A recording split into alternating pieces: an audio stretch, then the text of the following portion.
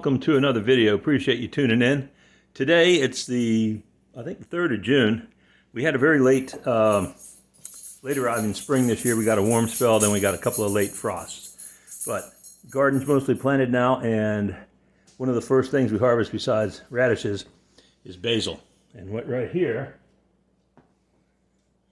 we have enough basil to hopefully make 1 or 1.5 cups of homemade pesto. This is in a salad spinner. I've rinsed it off. There's that one leaf doesn't look too great. You only want to use basil that is really not marked up, not chewed up by wasps or other insects. You want to go with a really good taste. The nice thing about this process is we've got a little tiny old as can be food processor. It does nice small batches, so it'll make a batch at a time. Since the lockdown, instead of buying fresh garlic, I've been buying a big old jar of minced garlic. This stuff will keep over a year. And the first jar I got at the start of the lockdown, my wife's like, what do we got? It's like 5 years worth. No, we go through a lot of garlic, a lot more than she thinks. Pine nuts. You can use pine nuts. That's what it calls for. Pine nuts are expensive, a little bit. If you don't have pine nuts, or if you don't want to spend the money, pecans do a pretty good job. Walnuts also do a good job. Pine nuts is more traditional. This is a recipe that is really noted, being from Italy. Pine nuts are harvested a lot in Italy, also in Spain. And then I don't shred my own cheese. Not for this. I just use pre-bagged shredded Parmesan. Not the stuff out of the shaky can. It's too finely grated, and it's got too much stuff on it that keeps it from coagulating. The other thing I want to recommend, Garden Ways, Joy of Gardening Cookbook. Joy of Gardening was a book put out by a guy who really showed you some fantastic tips on how to get the most out of a square foot in a garden. It does require, having a rototiller would be the best way to do his thing, because they're up in the Midwest. They've got good-sized families and big open yards or mini farms, and they grow a lot of stuff and can a lot of stuff. This isn't really canned. The good thing about this, the basil you buy the pesto you buy in a store is usually going to be something that's been heated and cooked in. It's like canned. Anytime you cook greens and a lot of fresh vegetables, it's going to lose a little bit of the aroma. It's going to lose some of the vitamins. And this is just prepared in here. The only other ingredient that's missing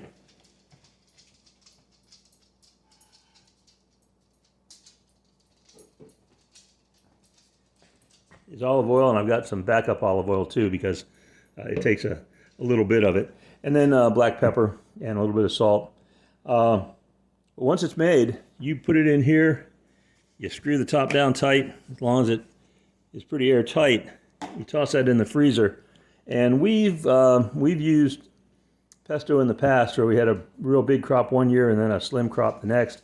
We've had pesto that 2 years, even 3 years after it was made, was still perfectly delicious. So I'm going to go through the instructions here with you, and we'll just take a short break. I'm going to this is a salad spinner. I've washed this off, get any dirt that might have splashed up off the soil during some of the recent rains that we've had. I've rinsed it all, picked through, got any bad leaves off. I'm going to kind of spin it through the salad spinner and then show you what I do. And here we get started.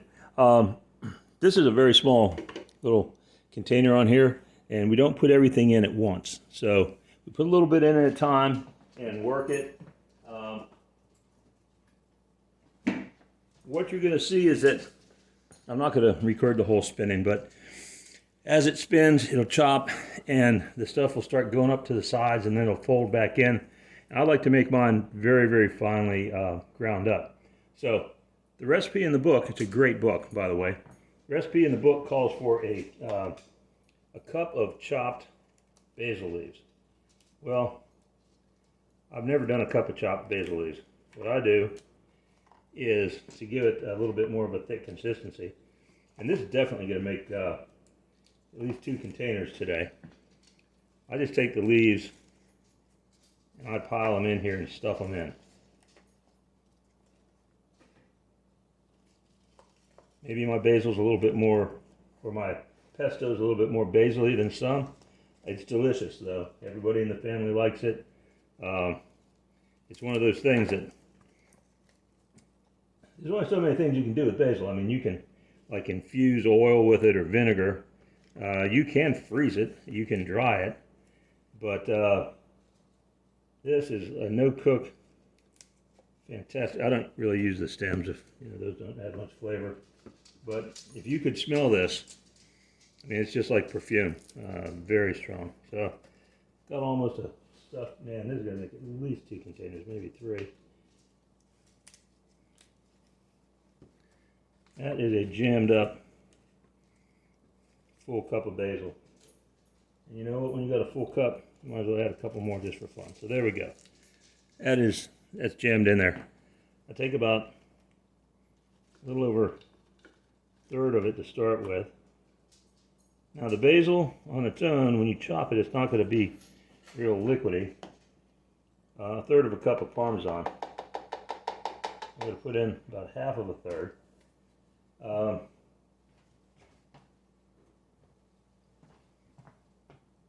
Salt, I've been doing this for a few years. Just kind of put in some salt. I like a little pepper in mine. Gives a nice spice to it. Put a few good grinds of pepper in there. And we don't put all the oil in at once either. It calls for a third of a cup of oil. I'll put about half of that in to get it started.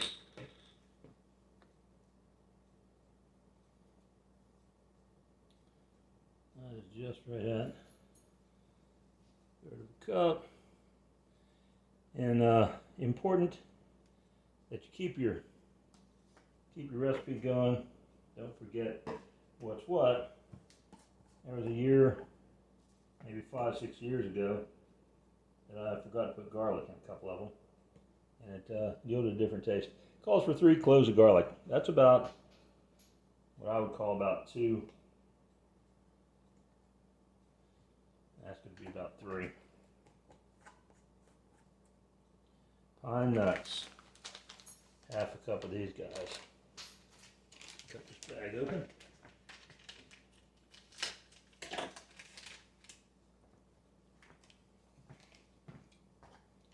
Pine nuts they've got a different taste than walnuts or pecans, but yeah, this little package is about enough for one dose here. It's right at a half cup. Pine nuts are also oily, so that'll help it to spin.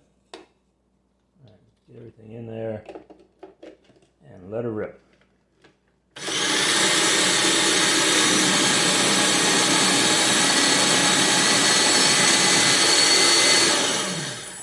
Now, you can see it's still pretty chunky right now. The nuts are just getting busted up a little bit, but it's plenty wet, plenty of oil and wetness in there with the nuts. Go ahead and put the rest of the leaves in. That one's a little rough looking, we're going to leave it behind.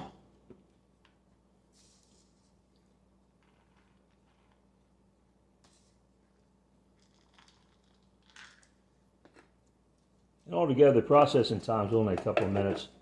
Like I say, I like to, I don't use a bigger canister because there's not that much stuff. I do a cup at a time. This way the blade. And now, let's take a look. That makes just about 1 cup in this container. It's a little high and a little lumpy. Well, that's simple. Put the lid on. Give it a couple of taps, and it's going to flatten out very nicely. Once it flattens out, we're going to put a thin layer of oil over the top.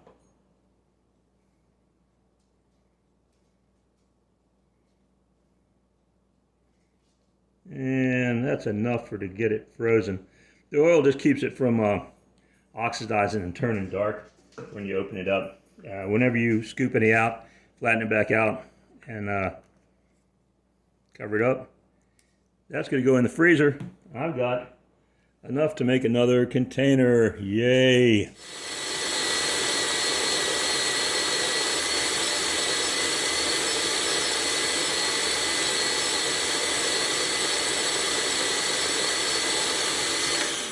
One thing I forgot to mention, our channel isn't supported by anybody. We don't have sponsors. We do take suggestions. If you got something you'd like to see, give me a comment or shoot me an email, either one. We really appreciate it for folks to subscribe, so you'll get to see the new videos as they come out. And if you don't want to subscribe, but just hit it with a like, that's good too, as far as the YouTube algorithms and all that good stuff. But if there is something you want us to see that's, you know, kind of in the line of what we're doing, either the next video or the video after, I've got some mulberry trees that have come up in the backyard, and I've got a South African built cold steel machete that I need to put a better edge on, but I'm going to demonstrate the cold steel machete out back and just give a little bit of whacking to, there's about 3 mulberries that keep sprouting up in the wrong place, and we'll just see what that does. Anyway, thanks for tuning in today.